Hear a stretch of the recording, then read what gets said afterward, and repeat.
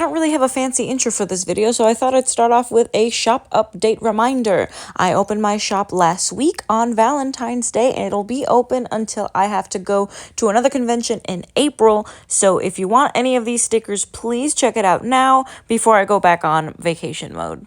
Not only do I have a few new cool stickers, I also updated the amount I had on others because I had to get more for convention season, and I have prints and zines. On to the very random assortment of sketchbook spreads, and when I say random, I mean it. I really want to get back into filming sketchbook process videos, so I force myself to film and edit this simply because it's a weird assortment of pages. For the entire month of January, I was focused on getting ready for conventions since not only did I have one in February, which you can see a video of, but I also have one in April and one in May, and hopefully I'll be in some more. So I was kind of busy and I didn't have the motivation to work in my sketchbook. So outside of a few doodles here and there, I didn't really have enough to be like a sketchbook spread. So I decided to just ink the pencil sketches that I had on these two pages and put them together. On the top corner, you can see two little cats, and it's because I originally sketched them on Friday the 13th, when I had a work meeting, and then next to it is pretty much all of the drawings that I made of people who I saw when I was working at the convention I did in February. I tried to sketch out people when I was bored. And the one that I'm currently inking is a little sketch of my friend. She came to visit me at the convention, so I stayed at her house a few days later, and I'm usually an early riser, and she was really tired, so I just sketched her while she was on her phone. With the exception of the cats, these two pages are honestly just an excuse for me to get in some life drawing since I really haven't done that in a while.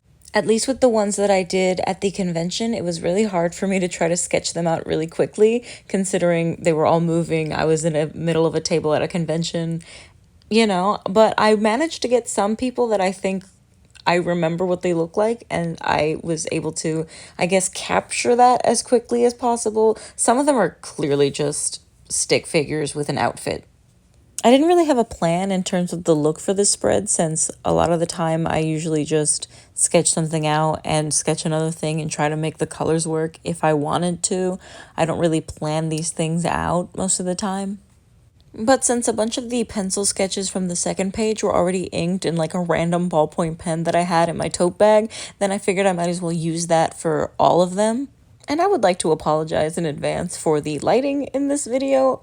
I tried my best. I have a little desk in my little art studio space corner that you might see in some of my other videos, and it's really great for when I'm drawing, but when I'm filming there, the lighting is really bad. Usually when I know I'm going to be filming my sketchbook, I try to go outside to get as much natural lighting as possible, but since I got a new desk lamp, I thought that it would work, and when I'm working on it, it doesn't look that bad. It looks really bright, and then when I'm filming it and I look at the footage, the cat is so shiny. I am a little excited to mention that I actually got a new portable table when I was at Home Depot recently, because I need one for when I do art markets and the table isn't provided, which means that if I ever want to shoot a video in my room again and not have to take all of my stuff outside, I can probably just push it closer to the window to get lighting. Maybe that'll work next time. For now, we're just gonna have to deal with the desk lamp situation. I should probably also mention that I'm not good with cats, not necessarily like having a cat. I've actually never had a cat, and yet for some reason all of my roommates seem to have cats. Beside the point, I don't usually draw cats. Animals are not usually my thing, and when I do draw animals, they're usually little creatures or bats or birds. I don't really draw dogs and cats, so I usually need a reference. I really want to be able to do more book illustration jobs, so I've been trying to get an illustration agent, but that hasn't been working in my favor. I think I've been too busy to really build up my portfolio in that way.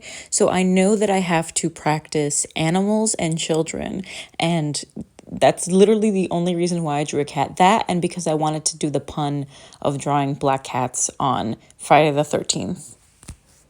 I also just realized that I should probably explain why this video is coming out instead of the one that I said I was going to do in the last one, which is where I used the drawings that I had made on Valentine's Day to make a sketchbook spread. That's coming.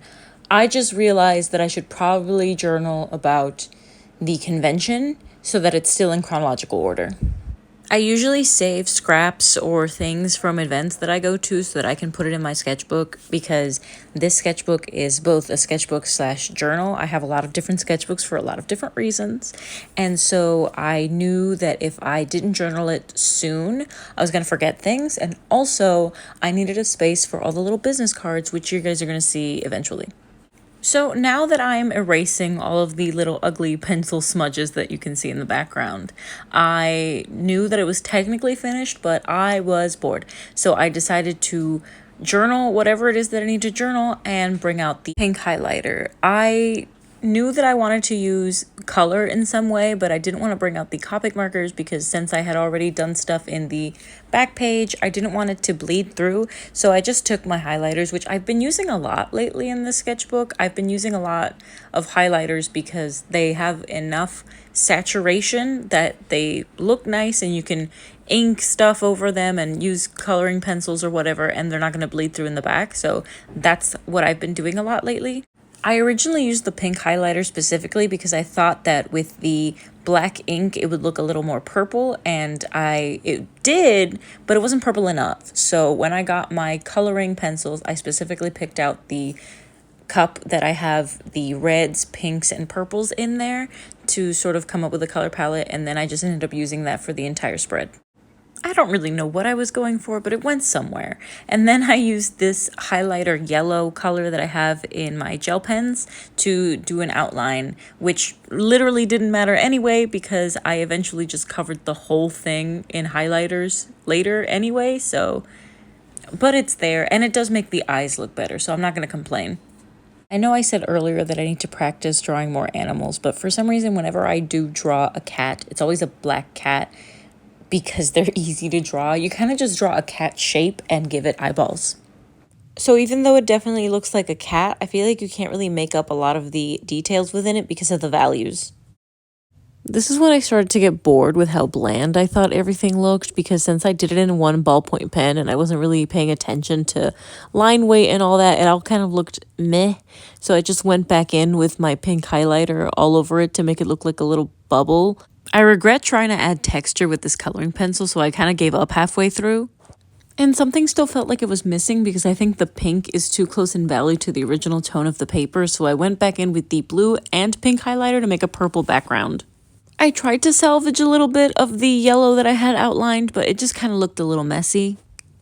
And finally, I wrote a little note about what I had done that day in January before I forgot, and then I went on to the next page. Since I drew the bulk of these little doodles the day of the convention, I already knew going in that I was going to leave these 2 pages in blank so that I could journal about the actual convention. I feel like it should be established that I'm a history nerd, specifically art history, and I think the day before the convention, I was talking to my mother about Bosch paintings, and that was still in my brain, so I ended up doing a bunch of little Bosch creature doodles.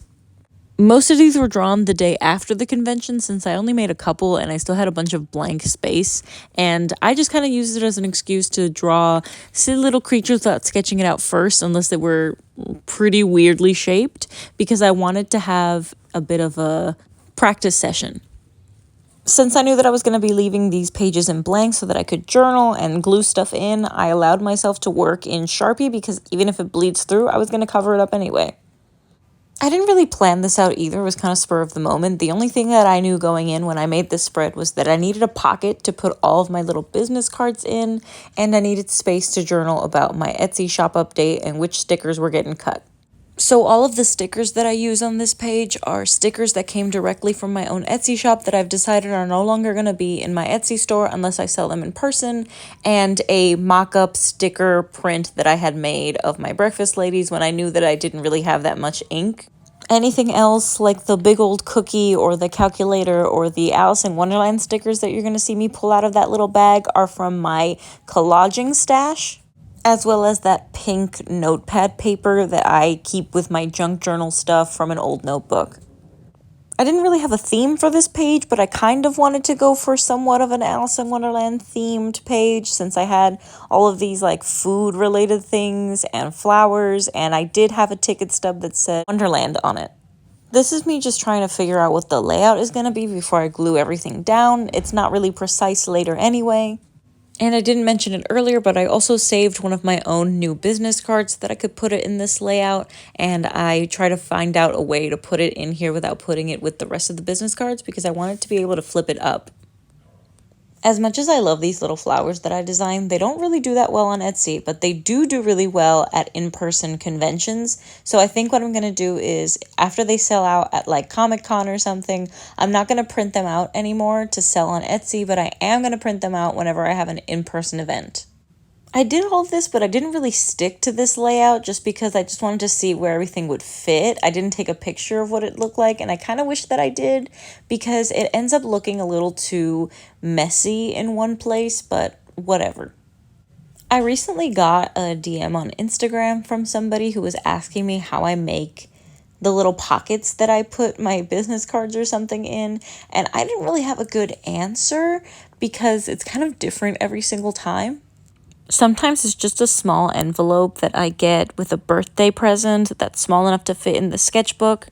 Sometimes I end up making the envelope out of scrap paper or something. If you look at my sketchbook tour, my most recent one, there is a page about Comic-Con from last April, and in it, I have an envelope full of business cards from Comic-Con, and it was made out of a chocolate bar wrapper that I had because the character on it was related to something that I did and saw at Comic-Con.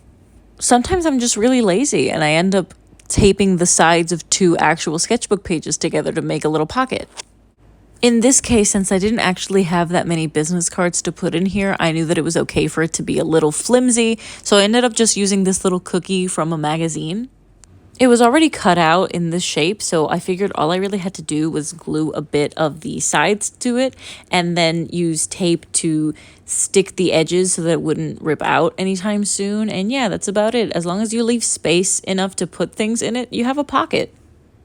Plus, in this case, I knew that I didn't want the pocket to be too big because I was going to put little business cards in it and I didn't want to have to lose it and shove my whole hand in it since I knew that this page was a bit flimsy. So I glued more than usual just to have a tiny little space to have these little business cards in. And it fits perfect.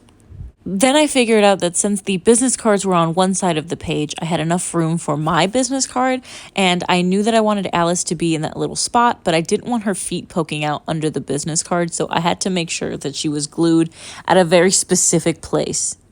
And I like it there because I'm a nerd, and it kind of looks like she's just going to have to take a bite of that cookie to get big again, so that's funny to me.